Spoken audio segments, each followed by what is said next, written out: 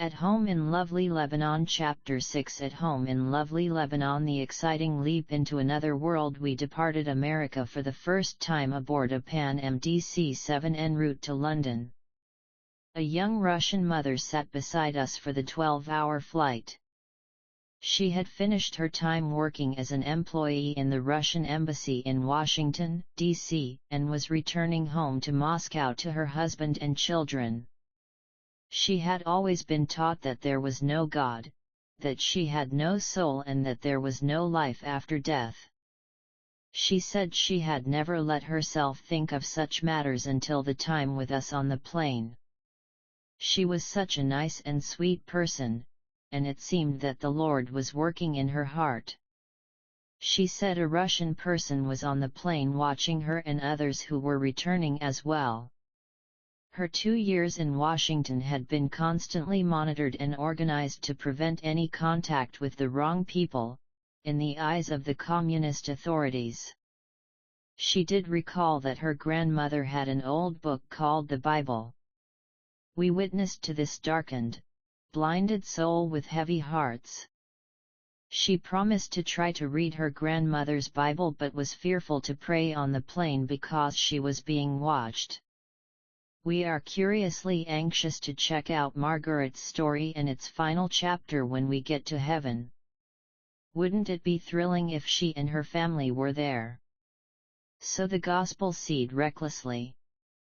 You never know where or when it will sprout into a beautiful plant. We visited dear missionary friends in Belgium on our way to Naples, Italy, where we would board a ship bound for Lebanon with our Volkswagen Combi 69 cast-your-bread van. So after a trip by air, land, and sea, we arrived in Lebanon on July 6, 1959. Kathleen celebrated her 21st birthday on the boat between Alexandria, Egypt, and Beirut, Lebanon. Alexandria had been our first view of the Arab world during a 9-hour stop, which gave us time to take a taxi tour around the city. Lebanon was a beautiful sight, coming into the Beirut port with the high mountains looming in the inland background. We were excited to view our new country for the very first time. The new life Tripoli as viewed from the Crusader Castle. Everything seemed different in this strange land. We found the raging traffic scary and challenging. Even the sidewalks were used by cars to get an advantage in the horrific crunch of traffic. Horns were constantly blaring. The bravest driver who could get his nose slightly ahead of the other cars was always respected and given right of way. Traffic moved through a maze of cars, people, and even donkeys in some places. Occasional Bedouin tents were erected in country places with camels tied nearby. We were soon taken to Tripoli, Lebanon's second-largest city with an 85% Muslim population. Of Main Street of Tripoli horse-drawn taxi with horn 250,000 at the time. Today Tripoli, everything has a horn, has 530,000 residents and has become the home of some more radical groups. Ancient Tripoli was the center of a Phoenician confederation that included Tyre, Sidon, and Arados, hence the name Tripoli, meaning Triple City in Greek. The Crusaders came to Tripoli from 1109 to 1289 and built a large Crusader castle, which still overlooks the city.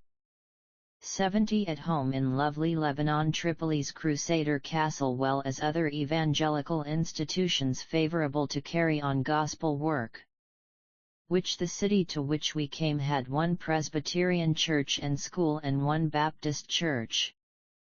One cult, the Jehovah's Witnesses, was active in Tripoli, though it was officially banned. We were the only foreign missionaries in the north of Lebanon for most of our 17-year residence. Most missionaries settled in Beirut, where English schools were in abundance, as contributed to a background more strange sights and sounds. We woke up in the morning to sounds of merchants hawking and peddling their wares from little carts or huge saddlebags thrown over the backs of donkeys. purchases of fruit and vegetables were weighed out by a makeshift balance rod with 2 attached shallow plates. LEBX wagon delivery in Tripoli, one held the purchased wares, and the other held different size iron or stone weights until the 2 struck a balance. One stone was said to be 1 kilo, and a large stone was said to be 2 kilos, etc. People living on the upper stories of buildings bargained for their goods from the balcony, and then pulled their purchases up in a basket with a long rope. Once we saw a man whizzing by our home on a bicycle with a sofa turned upside down and balanced on his head. Men walked down the street with a long board balanced on their heads upon which were stacked piles of circular loaves of pita or Arabic bread. If something happened and the loaves fell to the 71 cast your bread street, the man would pick them up, stack them back on the board and continue on his way until all the loaves were sold. Life was truly different. It was easy to dwell on the differences, always comparing things with the way they were back home. This could easily lead to a critical attitude and a feeling of superiority that would be discerned by those whom we wanted to love and to win to our Savior. The universal language of love communicates to the hearts of a world.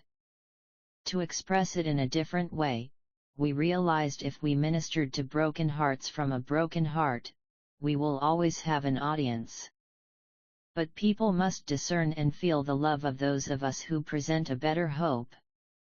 I had to guard against this easy-to-have critical spirit and constant complaining about the differences.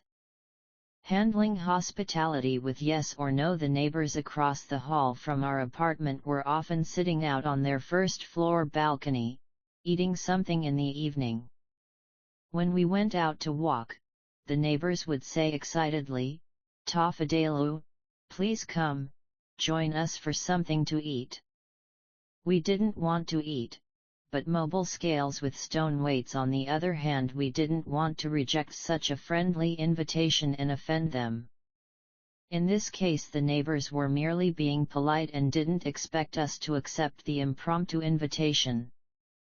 But had we said yes and joined them, the neighbors would have brought us food regardless of what inconvenience it might have caused them. Their culture of hospitality required them to offer to share with us, the strangers. It took us several months to learn how to say no and be believed. We also learned that it is not polite to accept immediately their generous invitations or whatever was being offered. One must show reticence or hesitancy before accepting what he intends eventually to accept. This called 72 at home in lovely Lebanon for the repeated insistence by the one offering something.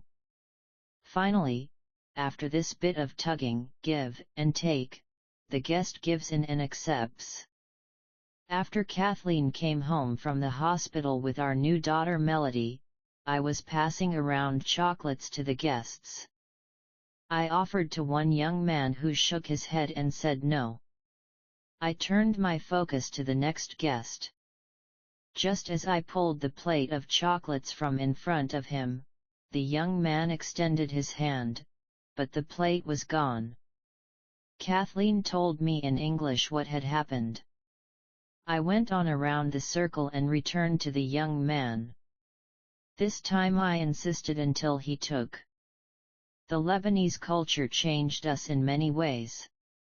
When we returned to the USA for a furlough after our first years in Lebanon, I was out traveling to the churches. I had traveled all day and was very weary and hungry. The hostess in the home where I was staying asked me if she could fix me something to eat. True to what I had learned from Lebanese hospitality, I acted reticently and weakly said, "I don't want to bother you." I expected her mobile bread vendor mobile shop on wheels poor family herding skinny cows behind our house 73 cast your bread lady carrying sack on her head to say it was no bother and then proceed to give me something to eat. Instead, she immediately said okay and never brought up the subject again. Chagrined, I went to bed dying of hunger but much wiser. Don't practice Lebanese culture and hospitality on a Westerner, unless you really don't want to eat. Many people in the West either don't get up from their chairs to show you to the door when you are leaving, or they show you to the door and close it immediately behind you after you walk out. Hopefully they don't slam the door before you get all your body through the doorway. We were visiting some friends from the West and explained some of these hospitality issues to them. When we left, the hosts ushered us to the door, walked out to the car with us, and remained on the sidewalk furiously waving goodbye as we drove away. True Lebanese style. It is beautiful. We love the Lebanese and their hospitality, even if they don't mean it at times.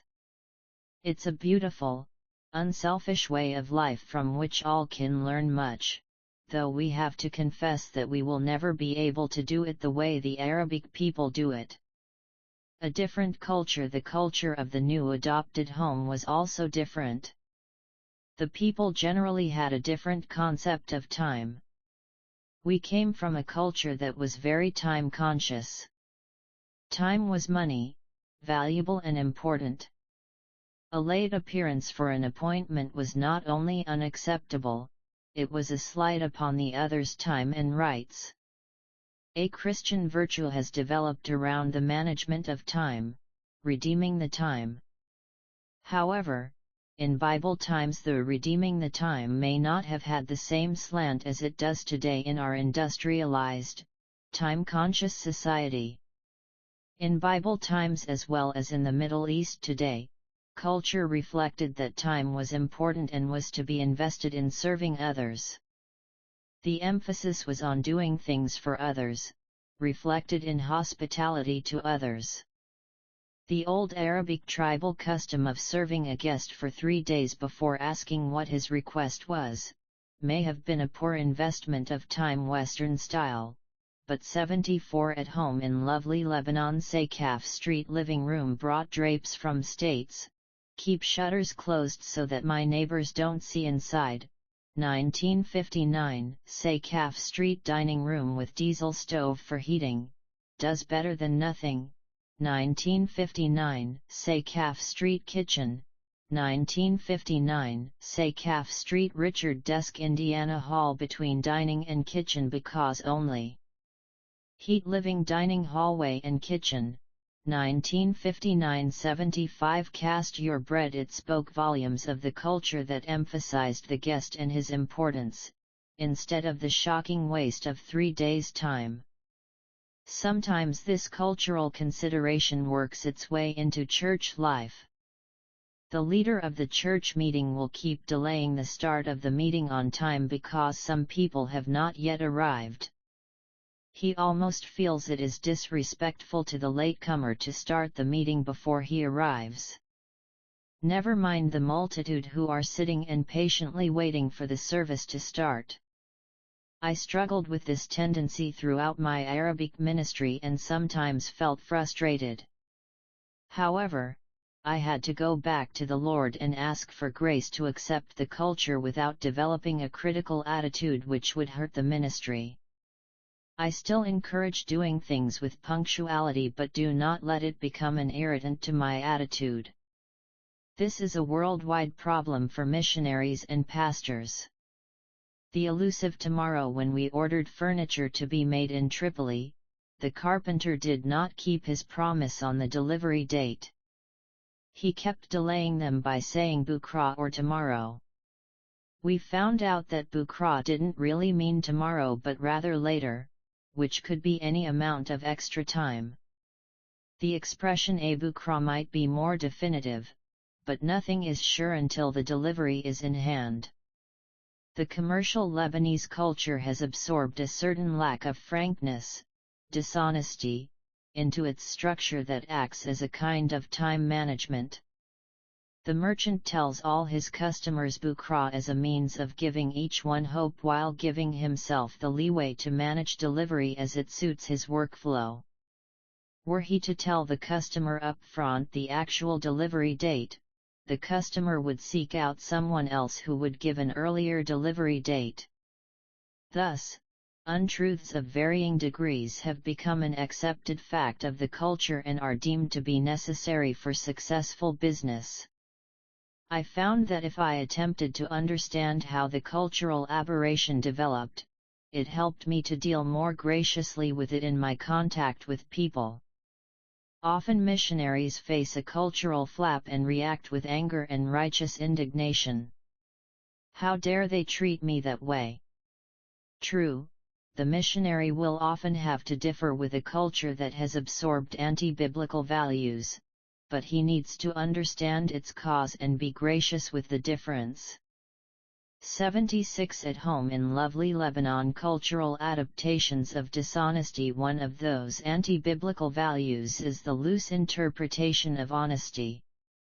Lack of forthrightness is the culture of the day in Lebanon. Lying is an official way of life in many ways. Government services are riddled with corrupt practices.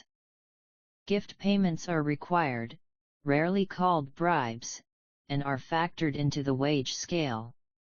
Government employees are paid unlivable wages because they will receive required or expected tips from the frustrated citizen who is not being able to get a certain legal document until he forks out some money. This could be compared with many restaurant employees in the West who get tips that supplement their low wages. I had to understand the system and work out how I could maintain my Christian values and still get my work done. Probably the crux of the issue is why the tips are being offered. Is it for something that the person is legally entitled to, or is it something that he is not legally entitled to, but payment of the tip will secure it for him anyway? An example of the first instance is that maybe he wants to get a paper certifying that he has no criminal offenses on his record, or maybe he needs a diagram of the sewer connection from the water board. He is legally entitled to both, but the employees will not process his request until he offers the tip. Several years after the Tripoli Faith Baptist Church was established, the young people presented a New Year's Eve play about a human lie detector. As the young men talked about different things with each other, the human lie detector would bop them when they were lying. Well, about everybody got bopped for dishonesty that was culturally acceptable. Cultural dishonesty a hindrance to the gospel. I constantly encountered the issue of dishonesty when witnessing to someone. If I become a Christian and have to be honest, I cannot live and put bread on the table. Therefore, I cannot become a Christian because I would have to be a hypocrite. And, humanly speaking, it was many times the absolute truth that they could not live without lying and deceit because the culture had embraced it as the accepted way of life. It took a real work of God and time for that person to be able to trust God against a culture of dishonesty. 77 Cast your bread a stupid custom. I was shocked by the reaction of a new believer to a picture of a large fellowship meeting in the USA. Out of the 5,000 people sitting in the picture, the new believer's eyes fixed on a man sitting on the aisle 15 rows back who had his legs crossed. One American missionary reacted angrily, "How stupid! A mobile grinders sharpening knives on the spot won't let them dictate to me how I sit in church." I reacted differently. I wanted to understand why the culture felt it was a shame for a man to sit in church with his legs crossed. Through inquiry I understood that the culture dictated respect and reverence in the house of God. Crossing of the legs was indicative of getting too comfortable, lack of respect and showing a lack of concentration and attention to something so divinely important. I then remembered my childhood and sitting in a country church. When I slid down or slouched down in the seat, my mother would nudge me and whisper, "Sit upright, be respectful." The American culture of the day believed that you shouldn't lie down and take it easy in church, nor slouch down halfway either. So take the metaphor a bit further to crossing the legs and getting comfortable in church, and one can begin to understand the thinking behind the CUST seemed so strange to some. I decided I did not want to convey any negative impressions when it was easily in my power to accommodate the custom of not crossing my legs. I have to say, though, that I have suffered all these years through church with my skinny, bony frame on the hard seats, bone rubbing against the hard seats without the comfort of being able to cross my legs in an Arabic culture. A small price to pay, I say. 63 years later, by the grace of God, we are still in mission work. The preacher who would not be dictated to by a silly custom left the field soon afterwards. For myself, I feel the need to regularly examine my attitude towards the people whom I purport to serve and make sure that the Spirit has control of my thinking and reactions to them. It is so easy to slip into critical thinking and un-Christ-like reactions. Today the custom about crossing the legs in church is 78 at home in lovely Lebanon, losing influence among the younger generation but not completely. I still feel uncomfortable to get comfortable sitting in church. Suffer on. I struggled with the habit of some people being perpetually late to church services. I found myself exasperated with a critical spirit boiling underneath the surface. I examined my thinking and attitude and determined to change. Yes, I would continue to do all I could to promote people being on time, but I would not let it affect my spirit toward the latecomer or toward the leader who did not start on time. Grace is always the norm and goal. But grace is no excuse for carelessness and lack of diligence. We are not to be slothful in business, and no business is more important than the Lord's business. Negotiating a price. The new country we adopted was also different in other respects. Prices were not generally fixed, they were always negotiable. Something like a used car lot in the West. In the Lebanese culture almost everything was up for negotiation, including basic items. If the merchant can rip the customer off, it is his good business acumen. If the customer can negotiate his way to a reasonable market value, then he is a skilled consumer. Negotiating a good price involves such strategies as magnifying any little flaw or defect in the product, comparing the seller negatively with other merchants and literally walking out to devastate the seller's expectations, causing him to think that he is going to lose the sale. If the latter strategy is successful, the merchant will run out after the customer, pull him back into the shop and offer him a better deal. I found the more advanced techniques of bargaining difficult to execute and freaked out in the face of fierce negotiations. Kathleen early on attended regular gatherings of neighbor ladies. One of their activities was to compare notes on what each one had to pay for certain items. At first Kathleen was paying more, and the ladies would tell her that she was being ripped off because she was a foreigner and so on. But gradually Kathleen began to master the art of negotiating or bargaining and was doing better than the Lebanese ladies. They did not particularly enjoy being bested by a gullible foreigner. Sometimes the missionary becomes impatient with the intensity of missionary life in a different culture. The constant hassle of bargaining and the waste of time can become wearisome. But the missionary must find grace and strength. 79 Cast your bread, because his reason for being in this new culture is to win the people to Christ and show Christ to them through his godly, gracious life. The evil eye. When visiting a home up in a little village near Tripoli, we noticed some egg shells perched up on sticks around some tomato plants. Upon inquiry we found that these were for protection against the evil eye so that the tomato plants would bear fruit. Cows were also seen with a string of blue beads tied around their necks. The beads had a tiny magic book ornament that would help ward off the evil eye from striking the cow and killing it or causing serious sickness. Many pagan cultures have this same superstition, which proves that Satan has a worldwide outreach. Some of the people really believed in the evil eye. It involved children when they suddenly got sick or died. People said that the child was hit by the evil eye. One protective item against this evil eye was a blue bead pinned on their clothing or worn on the wrist.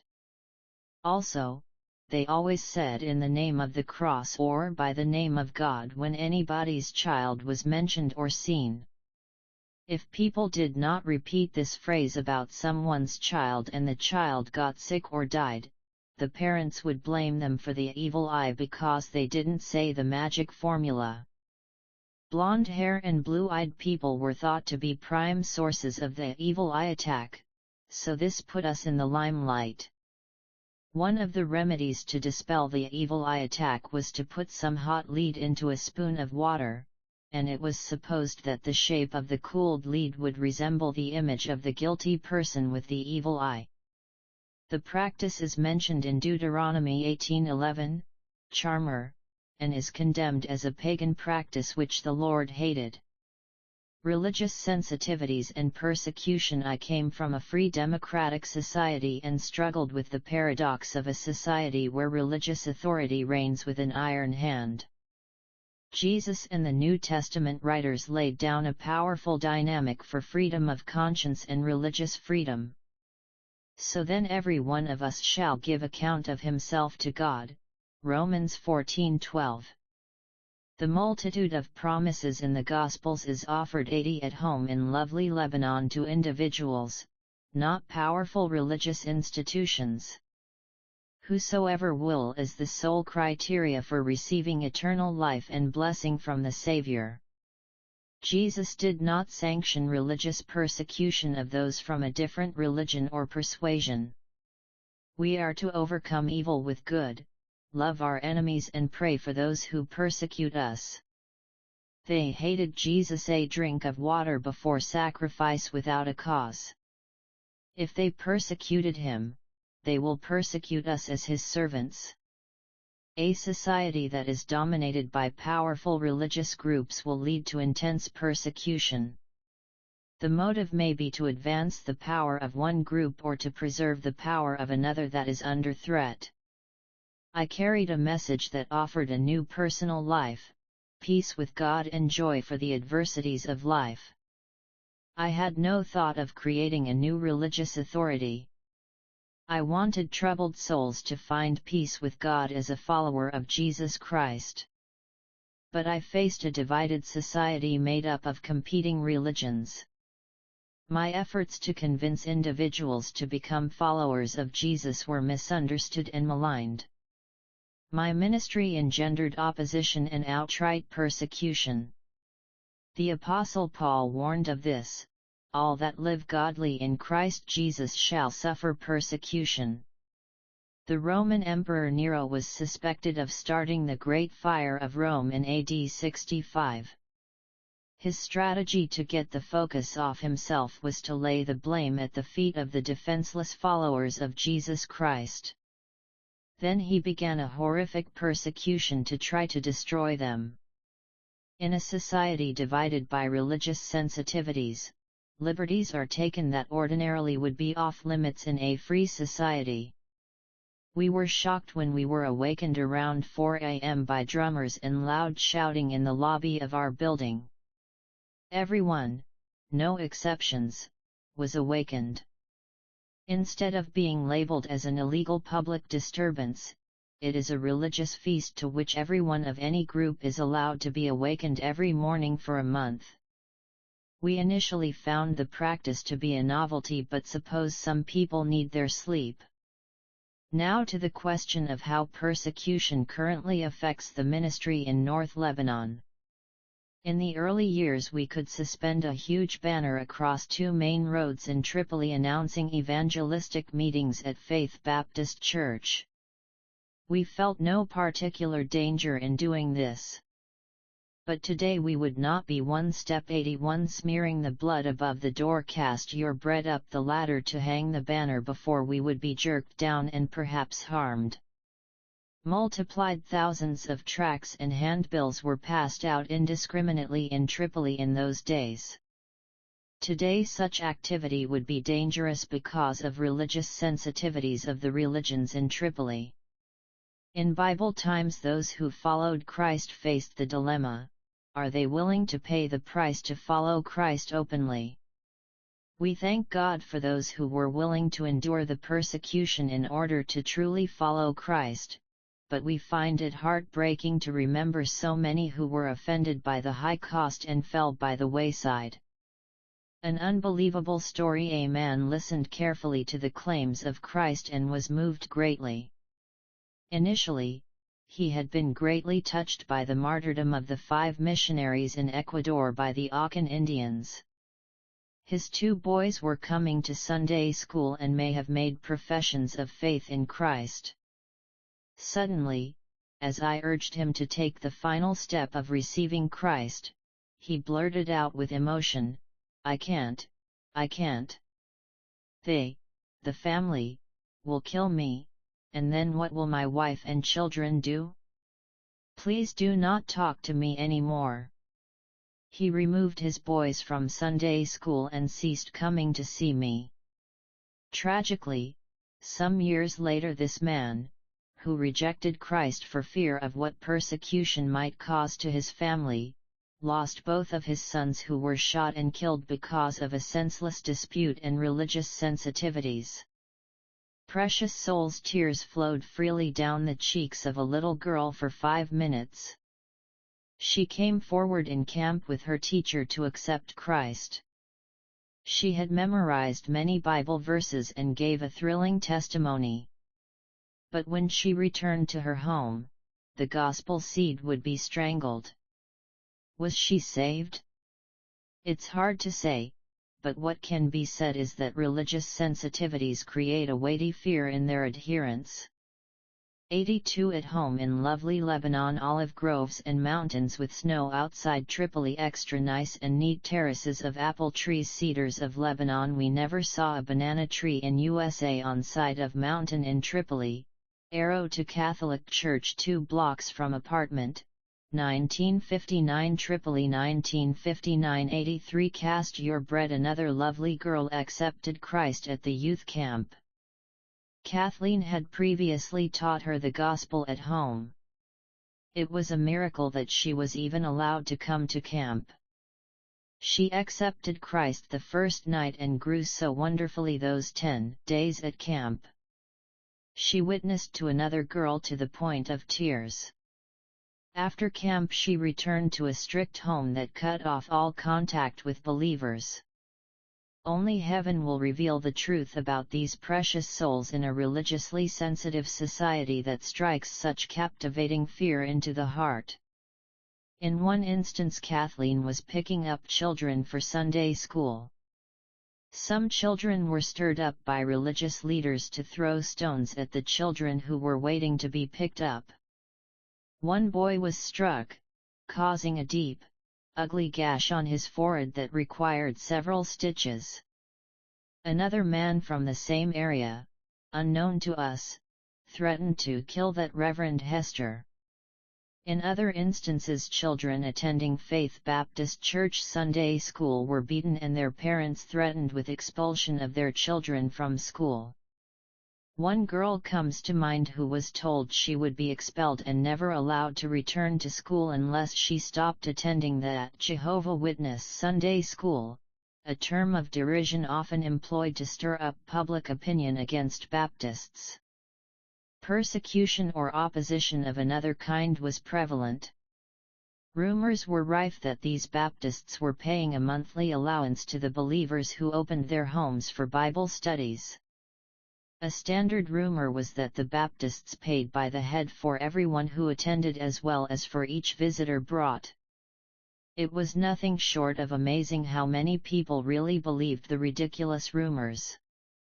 They just couldn't fathom why anyone would change his religion unless there was a monetary motive for doing so. The God of this world hath blinded the minds of them which believe not. Home sweet home. Shortly after our arrival, we rented an apartment for our first residence for the sum of $45 per month.